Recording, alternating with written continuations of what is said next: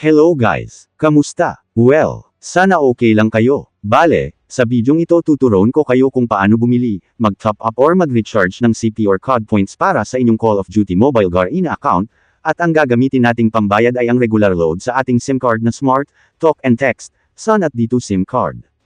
Pero bago ang lahat, like mo ang bidyong ito para mas recommend pa ito ni YouTube sa iba pang viewers na hindi pa alam kung paano magbili ng CP or COD points sa kanilang CODM account.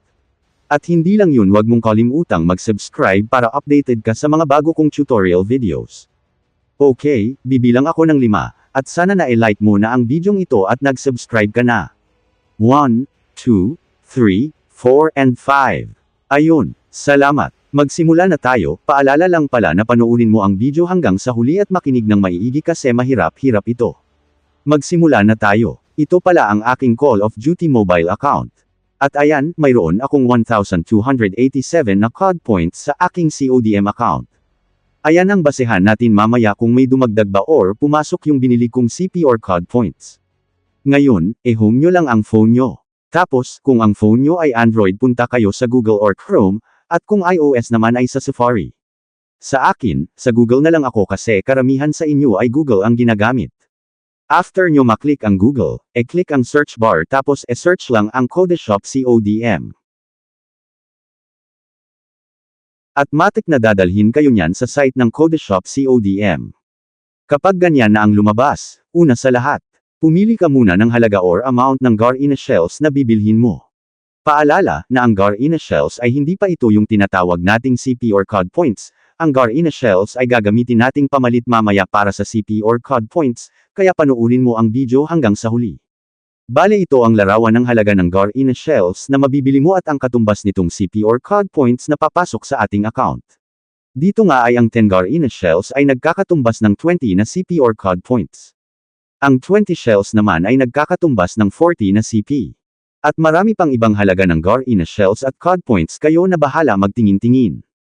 So dahil nga tutorial lang naman ito ay bibili ako ng 10 Garena Shells lamang at nagkakahalaga ito ng 20 CP or COD points. After nyo pumili ng halaga ng Garena Shells, scroll up mo lang at dito naman tayo sa number 2.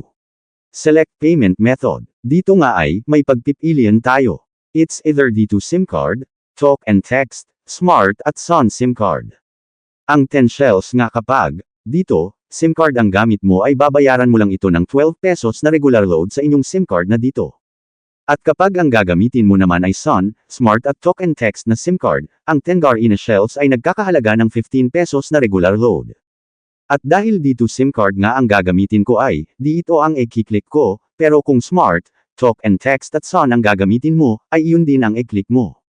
Pero bago ang lahat siguraduhin mo munang may regular load balance ang iyong SIM card, pero kung wala pa, magpo-load ka muna sa tindahan, at sabihin mo po-load ng regular load, kasi ang regular load ang gagamitin mong pambayad sa bibilhin mong Garena Shells. So bale ito yung SIM card ko na dito, at mayroon nga akong 34 na regular load at sapat na yan pambili ng 10 Garena Shells na nagkakatumbas ng 20 na CP or COD points. Balik na tayo. After mong mapindot ang SIM card na gagamitin mong pambayad ay, scroll up mo lang, tapos dito sa number 3. Dapat ilagay mo ang iyong email address, dito kasi sa email address mo send mamaya ang code after mo magbayad at ang code na iyon ay i-redeem natin mamaya para ma-convert na sa CP or COD points. So bale, ilagay mo ang iyong email address ha, para sa email address mo papasok ang redemption code mamaya at huwag mong kopyahin ang email address na ilalagay ko, kasi akin ta na email address. Tapos, kung nailagay mo na ang email address mo, ay pindutin mo lang ang buy now sa ibaba. Okay, medyo matagal pa tayo matapos. Kapag ganito naman ang lumabas, ilagay mo ang iyong SIM card number na dito, Sun, Smart or Talk and Text, depende sa'yo kung ano gagamitin mo, kasi sa akin kanina ang ginamit ko ay dito SIM card kaya ang ilalagay ko dito ay ang dito SIM card ko. So ilagay mo ang cellphone number mo at huwag kopyahin ang akin. So after mo ilagay ang phone number mo, ay i-click mo lang ang continue. So kapag ganito, enter your OTP. Ganito, hintayin mo lang ang verification code, na dadating sa cellphone mo, via text message.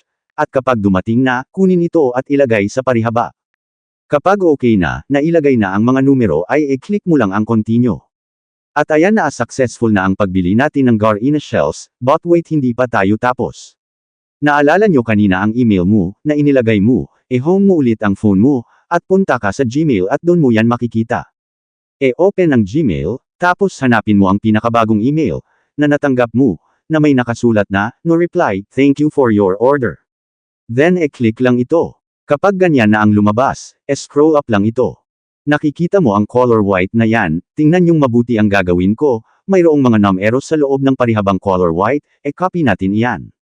Tandaan na ang mga numbers lang ang copy mo at huwag isama ang mga may letra. Tingnan mo kung anong ginagawa ko at sundin. Ayan kapag okay na, na-copy mo na ang mga numbers na iyan, ay e-click mo ang naka-highlight na link sa ilalim, na color blue, kasi dyan natin e-paste, at ere-redeem ang mga numbers, na kinapi natin. E-click lang ito at matik dadalhin na tayo niyan sa shop.garina.ph. So ayan andito na tayo. Next, e-click mo na ang logo ng Call of Duty Mobile Garina. Tapos sa number 1, kapag naglo-login ka gamit ang Garina sa CODM account mo e-click ang Garina, at kapag through Facebook naman ay ang Facebook ang e-click mo, sa akin kasi sa Facebook ako naglo-login, kaya Facebook din ang e-click ko. Pagkatapos mo mag-login, may lalabas dyan na pangalan ng account mo sa CODM, sa akin kasi Vakunawa, ang name ng account ko kaya Vakunawa din ang lumabas. Dito sa number 2, e-click ang redeem. After mo maklik ang redeem, e-click nyo ang mahabang box na iyan, at naalala nyo kanina ang kinapi nating mga numero mula sa ating email ay dito natin yun e-paste. Kapag na-paste mo na ay e-click lang ang redeem. Ayan, finally, na-redeem na natin. Next na gagawin ay e-close na lahat ng apps. Pero kung hindi mo pa na-like ang bidyong ito at nag-subscribe, gawin mo na ngayon. Ngayon, i-restart ang CODM account mo para ma-make sure na pumasok na ang binili mong CP or COD points. At ayan na nga kanina ay, 1,287 CP or COD points na mayroon ako at ngayon ay naging 1,307 COD points na nga ito. Patunay na pumasok na ang binili kong CP. So kung nakatulong sa iyo ang bidyong ito, naku e-like mo na at mag-subscribe ka na rin. So ayan lang, maraming salamat.